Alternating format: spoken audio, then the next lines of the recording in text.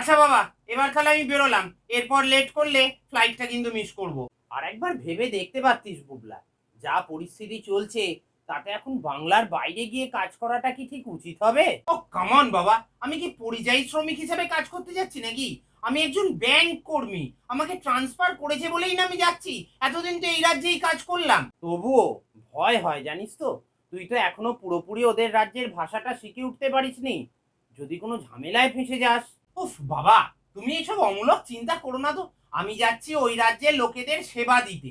আর তাছাড়াও আমি তো টুকটাক ইংরাজিটা বলতে পারি নাকি। দেখো না, ঠিক কাজ চালিয়ে নেব। আর ইংরেজির ওপর এখনো পর্যন্ত কেউ কোনো রাগ টাগ দেখায়নি। আর তাছাড়াও আমি শুনেছি ওই ব্রাঞ্চে নিতিনদা বলে একজন কাজ করেন। উনি নাকি ওদের ভাষাটা ভালোভাবেই জানেন। উনি আমাকে হেল্প করবেন বলেছেন। সবই তো বুঝলাম, কিন্তু বাঙালি বলে যদি ঘর ভাড়া না দেয় তাহলে থাকবি কোথায়? বাবা গো, আমাদের ব্যাংকের কোয়ার্টার আছে। আমি কোথাও ওখানে গিয়ে ঘর ভাড়া খুঁজতে যাব না। তবুও ভয় হয় রে বাবা। তুই তো আমাদের একমাত্র ছেলে।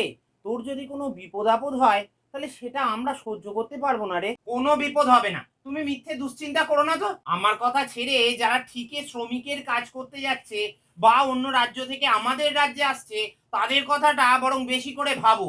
আমার তো তবু মাথার উপর একটা প্রতিষ্ঠান আছে। তাদের তো কিছুই নেই। তারাও তো কারুর ছেলে, কারুর স্বামী। সেটাই রে। কবে যে মানুষ বুঝবে যে এই গোটা দেশটাই আমাদের। প্রত্যেকের নিজের পছন্দ মতো স্থানে যাওয়ার অধিকার আছে, থাকার অধিকার আছে, কর্মের অধিকার আছে, ধর্মচর্চার অধিকার আছে। সেই কবে স্বামীজি বলে গেছেন, ভাষা হলো ভাবের বাহক, ভাবটাই প্রধান। এই সব মানুষ আজ ভুলে গেছে রে। আর রবীন্দ্রনাথ বলেছিলেন, বসুধারে রাখে নাই খণ্ড ক্ষুদ্র করি।